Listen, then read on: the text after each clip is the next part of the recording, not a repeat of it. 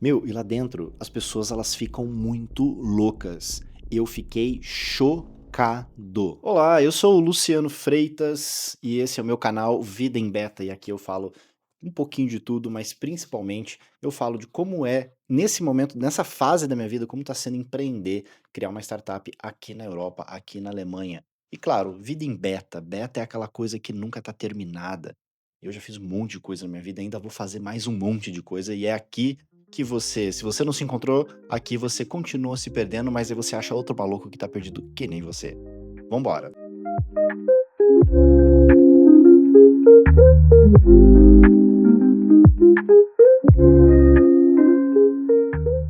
Então, veja bem, o cenário de startups aqui, ele é um pouquinho diferente nesses quase, 2 meses e pouco, que eu tô aqui, quase 3 meses, eu percebo uma pequena diferença.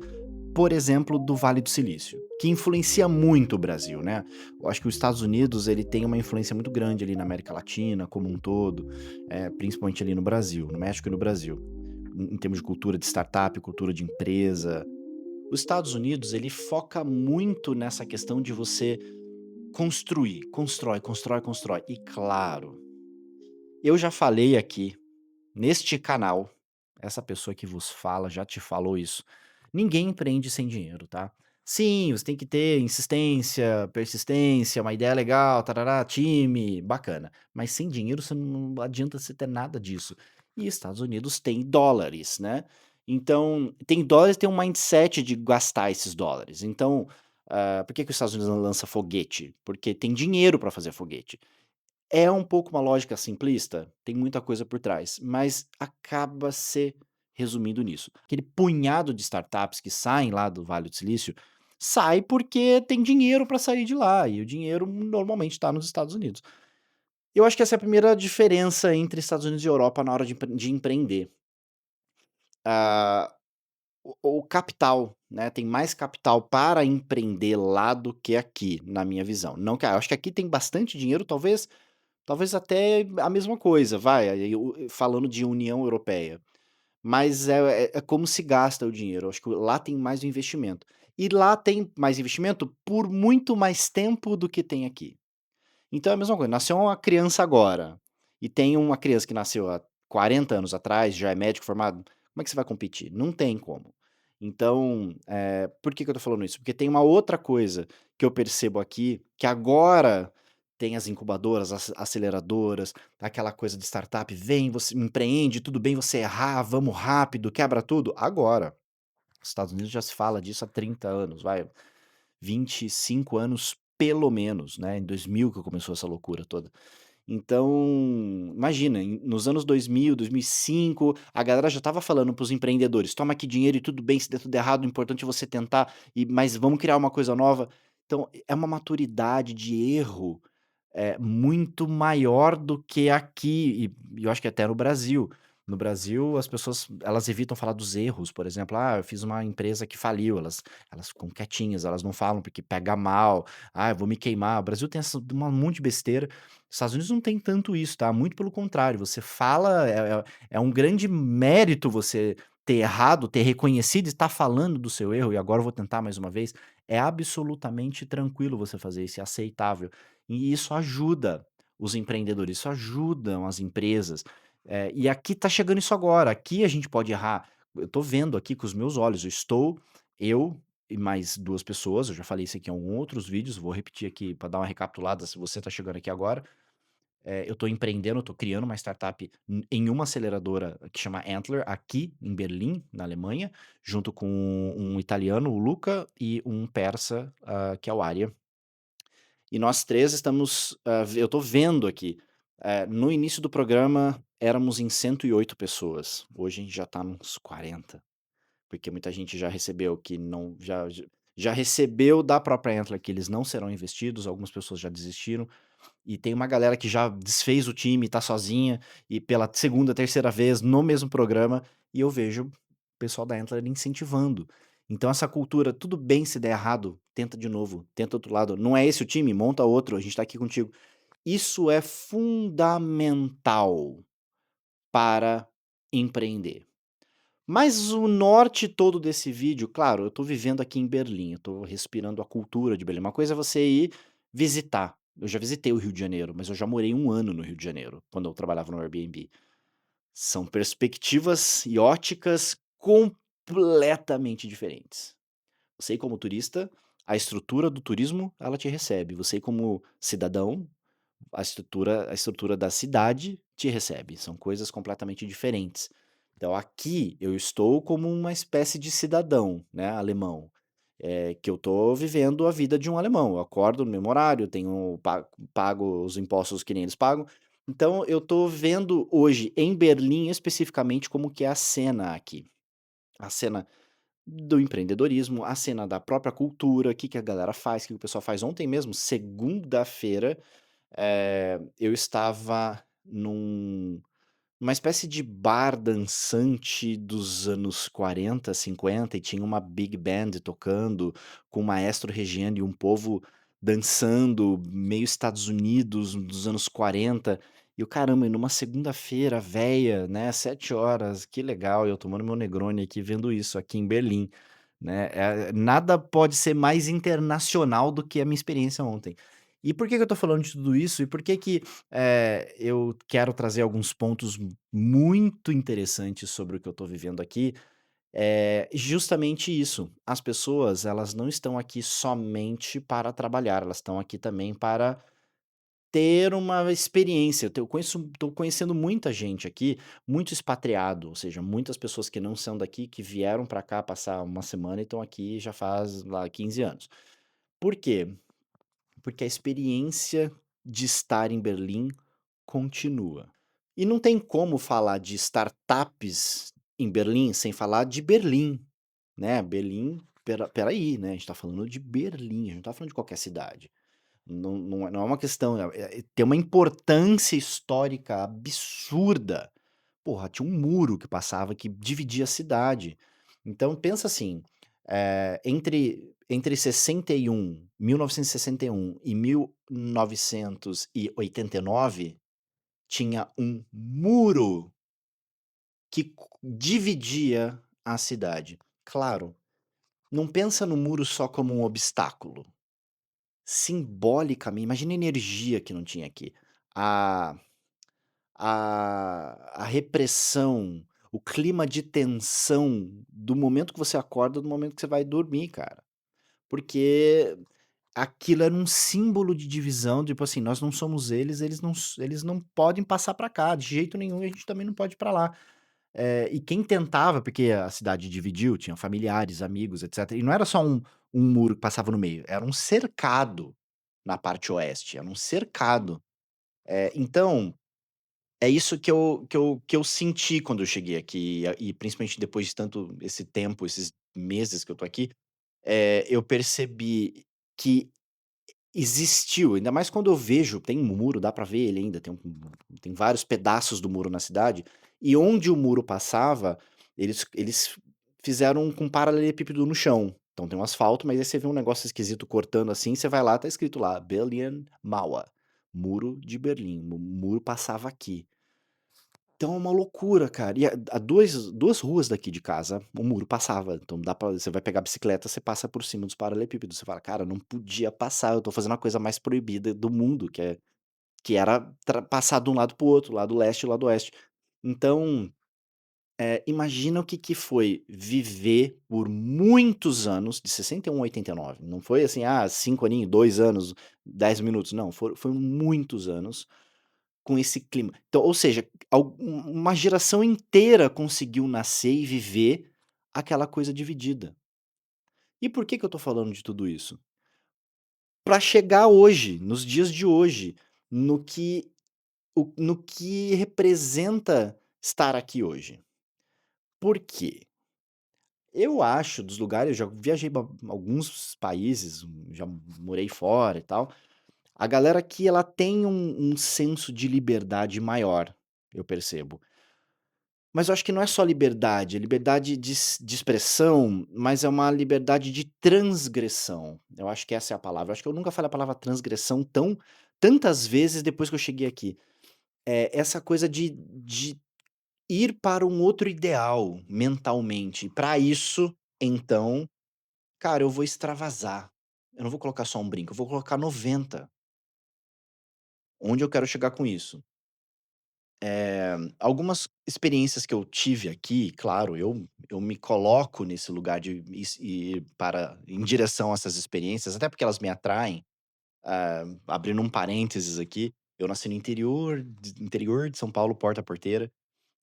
Numa cidade pequena, e lá dos meus, sei lá, 13, 14, 15 anos, 16 anos, eu já me interessava por esses assuntos transgressores, em tese.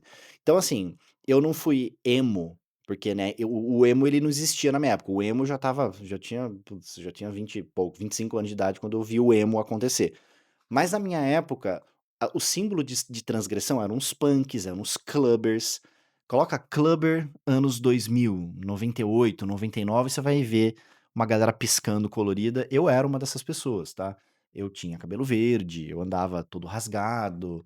Então, eu tenho um pouco no meu DNA esse ideal. E o clubber, ele não é só o cara que vai a um clube. Aliás, hoje eu entendo mais isso. Não é só uma pessoa que vai pra uma rave ou, o baladeiro, não é, a gente tinha um ideal por trás, a expressão era uma coisa assim, eu preciso mostrar a minha individualidade de uma forma gritante. E hoje aqui em Berlim as pessoas continuam fazendo isso. Claro, de uma forma diferente, mas com a mesma proposta. Então, eu não tenho dúvida que isso tenha tido a ver com ter a porra do muro cortando a cidade, claro, como símbolo de tudo que aconteceu aqui. Aqui foi o berço de tudo de ruim que possa ter acontecido com uma boa parte da humanidade, a gente sabe disso. E tanto que esse é um assunto muito sensível aqui, principalmente dentre os alemães.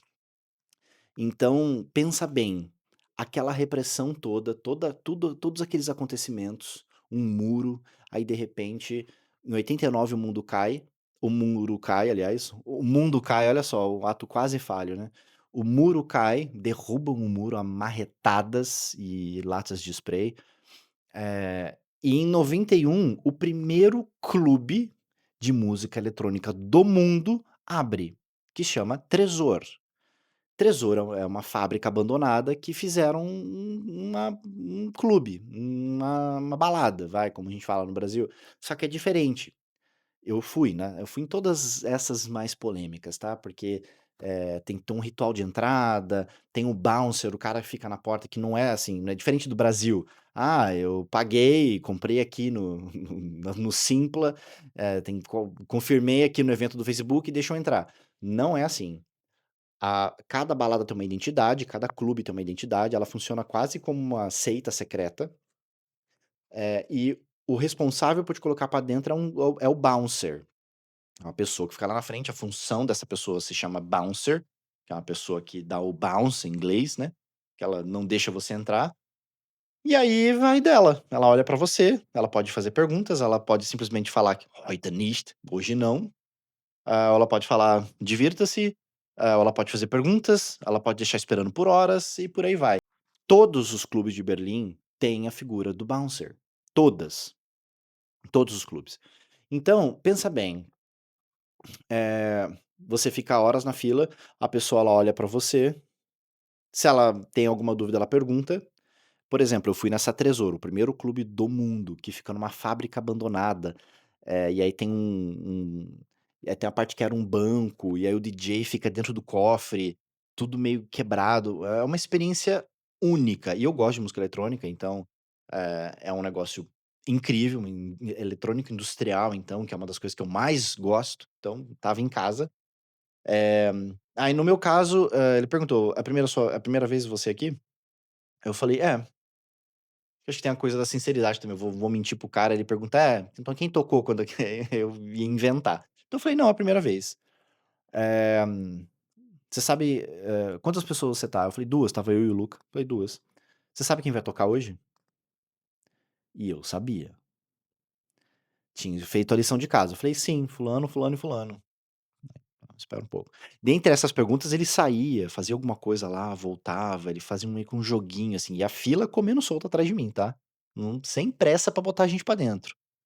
E aí ele olhou assim, olhou um pouco do que eu estava vestindo e tal, eu estava adequadamente Berliner, e aí, tudo bem, pode entrar, divirta-se. Tem a icônica Berghain, todo mundo fala da Berghain, "Ah, você tem que ir na Berghain, tem que ir na Berghain". Aí eu fui uma vez, fui rejeitado. Mas a primeira vez que eu fui, chegou na minha vez, 2 bouncers já fizeram assim: "Não, hoje não". Eu: "Caramba, os caras nem me olharam", né, já tinha não tá me olhando há muito tempo. Aí eu fui a segunda vez, também não entrei. Foi a terceira vez, também não entrei. Falei: "Gente, espera aí, primeiro que eu não, né, não tô morrendo de tanta vontade de entrar assim, mas eu tô aqui, eu quero ter essa experiência". E aí mexeu com o meu ego, eu falei: agora eu vou entrar nesse negócio". E aí, na quarta vez eu entrei. E sim, é uma experiência muito interessante, também é um prédio que era uma power plant, uma usina de energia. Você imagina, você tá dentro de uma usina que gerava energia e alguns maquinários ainda estão lá, assim, eles fizeram não é decoração, sabe, que deixa eu vamos colocar umas correntes aqui pra ficar um clima meio trevoso". Não, você vê realmente lá, deixaram lá os maquinários, deixaram algumas coisas lá. O melhor sound system do planeta Terra, que é o Function One. Você escuta até uma bactéria, assim. Não, o negócio é incrível, o som é incrível, a iluminação eu achei, assim, surreal. Eh, a arquitetura surreal, surreal, os DJs, ah, enfim, eu posso gravar um vídeo só disso, porque tem muita coisa que aconteceu ali, que eu ainda tô processando, que foi muito legal. Mas, eu tô fazendo esse vídeo porque, enfim, tá parecendo meio solto, mas eu prometo que eu vou amarrar, tá.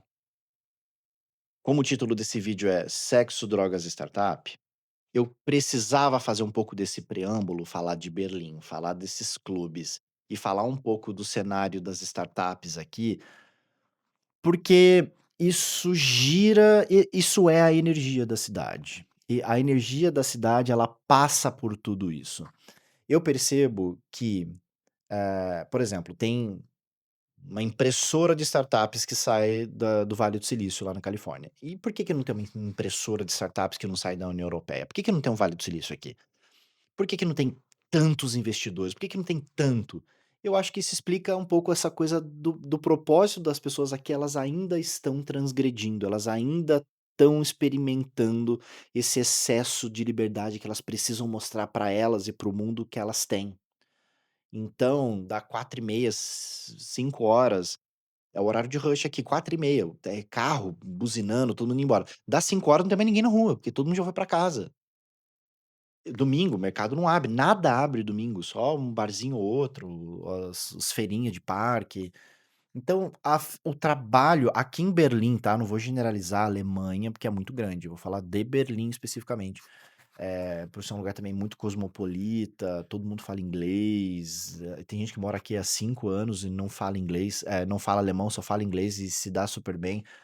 Então, eu acho que enquanto os Estados Unidos está ainda, né, se preocupado em criar, empresa e criar empreendedores e focar nessa coisa de construção mesmo, de capital e de empresa que vai mudar o mundo, que vai levar o nome pra fora, que vai todo mundo fazer aquela coisa megalomaníaca de 100 milhões de downloads e tal, aqui a galera tem um ou outro que gosta disso, mas no geral, as pessoas ela ainda estão experienciando essa liberdade. E é por isso que, por exemplo, eu vi coisas nesses clubes, eu não fui só na Berghain e na Tresor, eu fui em outros, em bares também.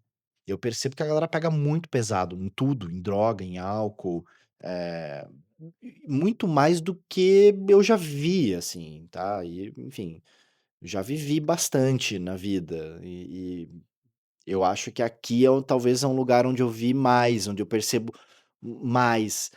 As pessoas elas vão para esses clubes justamente para expandir a consciência, tá. Você tá ali na música repetitiva que vai te induzir a um transe, e tem um estilo de técnico que é o hypnotechno, que é justamente o de quase uma hipnose, e aí imagina, a pessoa ela toma alguma coisa que, deve ser fácil achar, aliás, em algumas filas de clube, você é abordado por pessoas que estão vendendo, assim, você fica: "Nossa, assim? Porra", né, me leva pra um canto e me perguntem, você tá fala aqui na frente de todo mundo, porque é o status quo do negócio. E as pessoas elas estão muito preocupadas com isso. Elas estão preocupadas em entrar nesse lugar e se desconectar daquilo que um dia elas poderiam ter sido. E eu acho que isso tem um pouco a ver com a repressão e tem a ver também com depressão. E quem vos fala é um neurocientista. Eu sou neurocientista, para quem não sabe, tenho pós-graduação em neurociência e psicologia. Eu entendo um pouco, e fiz parte do Instituto Faneros também, que estuda os psicodélicos, então esse assunto me fascina muito, até porque eu sei o que está acontecendo no cérebro da pessoa quando ela está em estado alterado de consciência, seja com droga, seja meditando, seja com alucinógeno, seja com enteógeno, seja com qualquer tipo de psicodélico. E o que que causa, quais partes do cérebro faz você sentir aquilo. Então, e uma das coisas que muitas dessas drogas fazem com o indivíduo é inibir a recaptação de serotonina, dopamina, que em outras palavras, funciona como um antidepressivo, tá. Então, normalmente, não é uma regra e também não tô fazendo discurso moral, é comum pessoas com muita frequência que estão indo nesses clubes e utilizando dessas substâncias com muita frequência, num nível talvez até de dependência emocional e dependência química da droga, estarem na verdade procurando se curar delas mesmas, né. Então, olha só para onde foi, eu tô falando aqui de startup. Sim, porque isso vai impactar segunda-feira na aceleradora, entende? Não, as pessoas que eu encontro na aceleradora são empreendedores de outros países, são as pessoas que eu estou convivendo. Mas isso explica por que que não tem uma chuva de aceleradoras aqui, uma chuva de startups, porque não dá. Eu acho que isso é um grande aprendizado para mim, que eu acho riquíssimo. Aqui na Europa temos a Antler, eu faço parte, ela está presente em vários países. Tem a Unicorn Factory de Lisboa, tem a Entrepreneurs First de Londres. São lugares que você consegue aplicar, levar a sua ideia, fazer o programa de aceleração lá com eles, é igual eu tô fazendo aqui na Antler. Então, mas são poucas. A maior do mundo tá onde? Na Califórnia, que é a Y Combinator. Ou a mais famosa, mas assim, a mais requisitada, eles têm muito mais dinheiro, eles dão dinheiro upfront antes de você ir, eles já começam a negociar dinheiro com você. Então, eh, eu acho que são focos diferentes, né. E é isso que eu percebo, assim, eu percebo uma transgressão muito grande.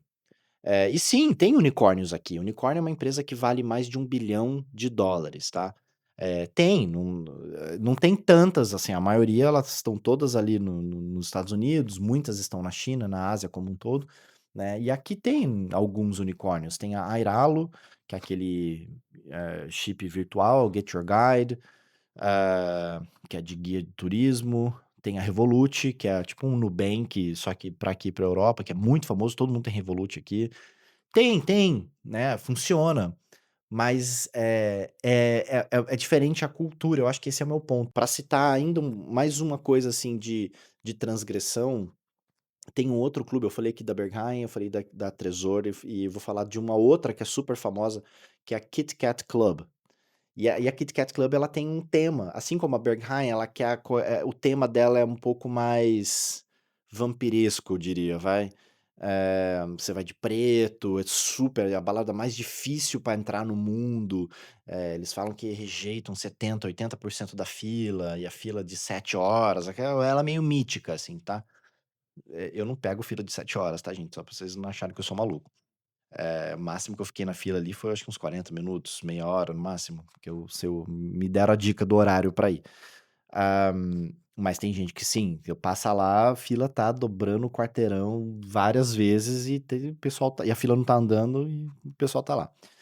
Eh, então tem a Berghain, que é essa coisa mais secreta, tal. Tem a Tresor, que ela é mais eletroindustrial, um putz-putz um pouco mais frenético. E tem a Kit Kat Club, que é um clube que eles chamam de Fetish Club. É um clube de fetiche. Ela foi fundada, inclusive, por um diretor de filme pornô, em 94, se eu não me engano, que eu estava dando uma estudada, assim, em 94. E pra entrar tem a mesma coisa, o mesmo ritual, ninguém vai deixar você entrar se você não tá propriamente vestido pra aquela noite. E aí você tem que entrar no site, saber qual que é o dress code de hoje. Hoje é eleganza extravaganza, então venha criativo, nã-nã-nã-nã-nã. Então você tem que ler aquilo, você tem que vestir e mesmo assim você pode ser negado. Conheço muita gente que seguiu à risca, chegou lá várias vezes e não entrou, porque eles não querem uma fantasia. Eles querem outro tipo de fantasia, eles não querem não é carnaval, entendeu? "Ah, vim aqui, de fetiche, coloquei umas faixas de couro e tô com chicote". Eles vão saber que você não gosta daquilo, e aí você não vai entrar.